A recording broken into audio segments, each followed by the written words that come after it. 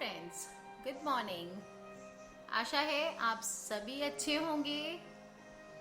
थोड़े थोड़े टायर्ड होंगे आप सभी नवरात्रि के बाद, पर दशहरा तो हमें मनाना है। तो आइए आज मैं आपको बताने जा रही हूँ कि दशहरा, सबसे पहले हम बात करते हैं दशहरा हम क्यों मनाते हैं और कैसे मनाते हैं। हमारे देश में दशहरा बहुत जगह अलग अलग तरीके से मनाया जाता है। हर साल देखिए अश्विन महीना में शुक्ल पक्ष की दशमी को मनाया जाता है। ऐसा माना जाता है कि बुराई पर अच्छाई का प्रतीक माना जाता है दशहरा को। और पूरे देश में इस दिन रावण, मेघनाथ और कुंभकर्ण के पुतलों को जलाया जाता है।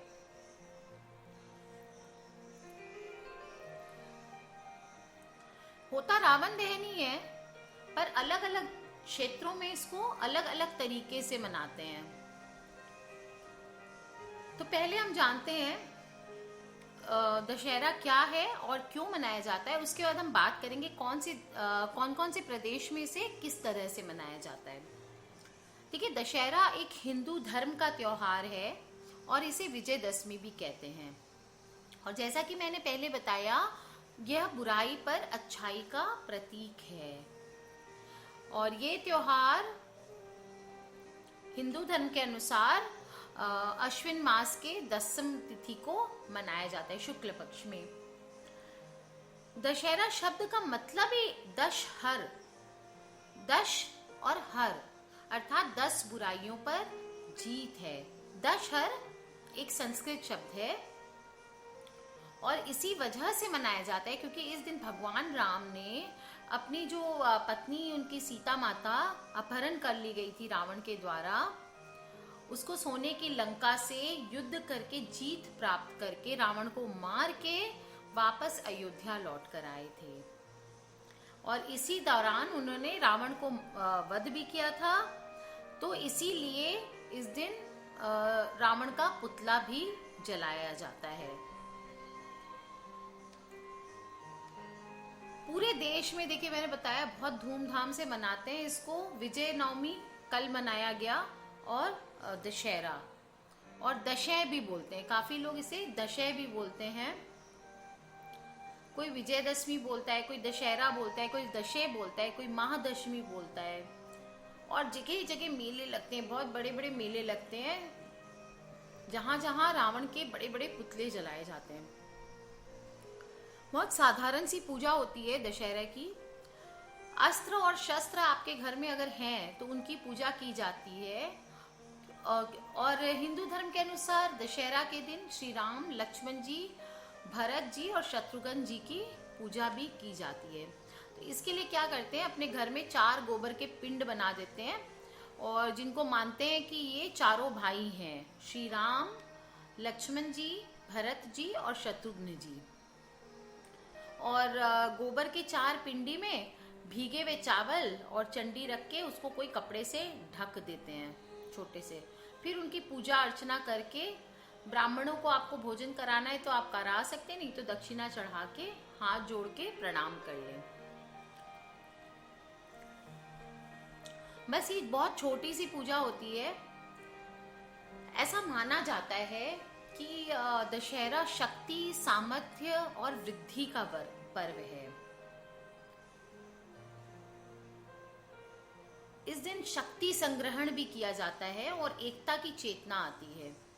मलेशिया में तो इसे इस दिन राष्ट्रीय अवकाश घोषित किया जाता है। जी हाँ, मलेशिया में भी मनाया जाता है ये। बोलते हैं कि वर्ष भर की जितनी बाधाएं, आपत्ति, विपत्ति है, सब इस दिन आप उनसे मुक्ति पा सकते हैं। तो ये बहुत छोटा सा तरीका मैंने आपको बताया कैसे इसका पूजन करना है। कुछ नहीं करना है, सिर्फ 4 पिंडी रखनी है, उनको राम भगवान, लक्ष्मण जी, भरत और शत्रुघ्न मान के उनकी पूजा करनी है। अब जैसा कि मैंने बताया आपको, देश में अलग अलग कहाँ कहाँ कैसे मनाया जाता है दशहरा, वो मैं आपको बताती हूँ। मैसूर की बात करते हैं हम सबसे पहले। मैसूर का दशहरा इंटरनेशनल लेवल पे बहुत बड़ा उत्सव मनाया जाता है, जो अपनी एक अलग पहचान बना चुका है और उसमें शामिल होने के लिए दूर दूर से, अलग अलग देशों से विजिटर्स आते हैं। जो पर्यटक होते हैं वो घूमने के लिए आते हैं। मैसूर में इस दिन यहाँ पे बहुत सारे रंगारंग कार्यक्रम होते हैं और सबसे अधिक इसमें प्रसिद्ध होता है 12 हाथियों की उत्सव में उपस्थिति। इन हाथियों की अपनी एक विशेषता मानी जाती है। दशहरा उत्सव के अंतिम दिन मैसूर महल से जंबो सवारी का आयोजन होता है। जी हाँ, जंबो सवारी बोलते हैं, जिसमें रंग बिरंगे आभूषण और कपड़ों से सजे हाथी के साथ शोभा यात्रा के रूप में लोग चलते हैं। और इन सब का नेतृत्व करने वाला एक विशेष हाथी होता है जिसे अंबारी कहते हैं, जिसके पीठ पे चामुंडेश्वरी देवी की प्रतिमा सहित 750 किलो का स्वर्ण होदा रखा होता है। और ये सवारी मैसूर महल से 3 किलोमीटर तक पैदल चलती है। बन्नी मंडप एक जगह है, वहां जाकर के ये समाप्त होती है। कहा जाता है कि दशहरे का इतिहास विजयनगर साम्राज्य से भी जुड़ा हुआ है।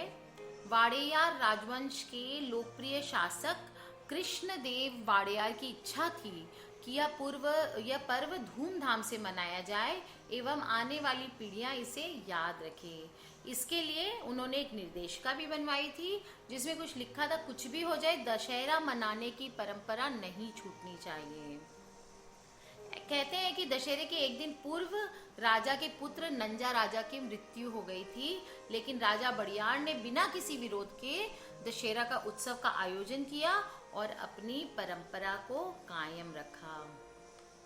आइए बात करते हैं पंजाब की। पंजाब का नाम आते ही उल्लास भर आता है हमारे मन में।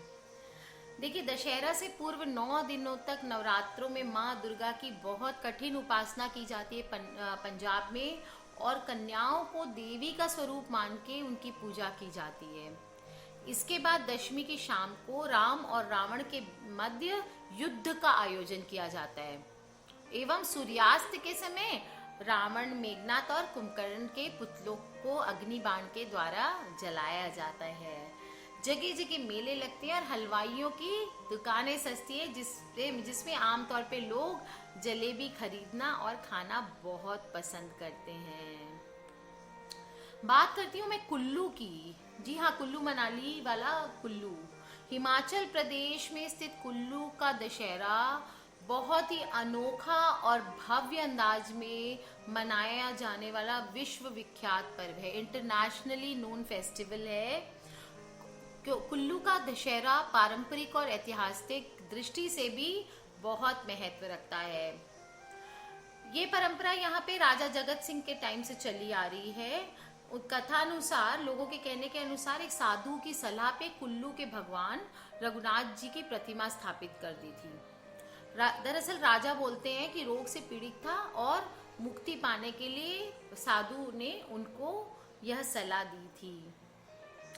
अयोध्या से लाई गई इस मूर्ति की स्थापना के बाद राजा जगत सिंह धीरे धीरे स्वस्थ होने लगे। वे स्वस्थ होने लगे तो इसी वजह से उन्होंने अपना शेष जीवन भगवान को समर्पित कर दिया। इस उत्सव से एक दिन पहले एक रथ यात्रा आयोजित की जाती है, जिसमें रथ भगवान रघुनाथ, सीता जी एवं दशहरे के देवी मनाली की हिडम्बा जी की प्रतिमाओं को रखा जाता है। 7वें दिन रथ को व्यास नदी के किनारे ले जाया जाता है, जहां लंका दहन का आयोजन होता है। इसके बाद रथ पुनः वापस लाकर रघुनाथ जी को उनके मंदिर में फिर से स्थापित कर देते हैं। यहाँ दशहरा देखने लायक होता है। बात करें हम बंगाल की, तो बंगाल तो फेमस है दशहरा के लिए। मैंने खुद से वहाँ पे होलिका दहन देखा हुआ है विक्टोरिया मेमोरियल ग्राउंड में, और जो ब्यूटी होती है वो मैं बता नहीं सकती हूँ। यहाँ माँ दुर्गा का पर्व पूजा बोल के पूजा उत्सव के रूप में मनाया जाता है, जो 9 दिनों तक चलता है और विभिन्न पंडालों को सजाया जाता है। उसमें माँ दुर्गा की भव्य भव्य आलीशान मूर्तियां रखी जाती है। षष्ठी के दिन माँ की प्राण प्रतिष्ठा होती है और सप्तमी, अष्टमी और नवमी को पूजा होती है। 10वें दिन विशेष पूजा करती है, जिसमें औरतें सिंदूर खेला बोलते हैं उसको। औरतें देवी की प्रतिमा के माथे पे सिंदूर चढ़ाती है और एक दूसरे के माथे पे सिंदूर लगाती हैं। उसके बाद प्रतिमाओं को विसर्जन के लिए ले जाया जाता है। नेपाल में भी बहुत फेमस है। श्रीलंका, चीन, मलेशिया, इंडोनेशिया, सब जगह ये पर्व बहुत बहुत ही धूमधाम से मनाया जाता है। तमिलनाडु की भी बात करें तो तमिलनाडु में भी माँ दुर्गा, माँ लक्ष्मी और देवी सरस्वती की पूजा का विधान है। और कोई भी नया कार्य करने के पहले लोग दशहरे के दिन बहुत शुभ मानते हैं। उत्तर प्रदेश में भी पंजाब की भांति रामलीला, नवरात्र, फिर अंत में रावण दहन होता है और यहाँ की रौनक देखते नहीं बनती है। एक और रामनगर की ये लीला विख्यात है। वहीं बनारस में घट स्थापना से शुरू हुआ उत्सव 10 दिन तक चलता है। दोस्तों, हम बात करें तो दशहरे की तो बहुत ही भव्य त्योहार है, बहुत बड़ा फेस्टिवल है, बहुत लकी माना जाता है। कोई भी अच्छा कार्य करना हो आप इस दिन से शुरू कर सकते हैं। अनपूछा मुहूर्त कहलाता है। बुराइयों पर अच्छाई की विजय का प्रतीक है, इसलिए यह विजयदशमी है।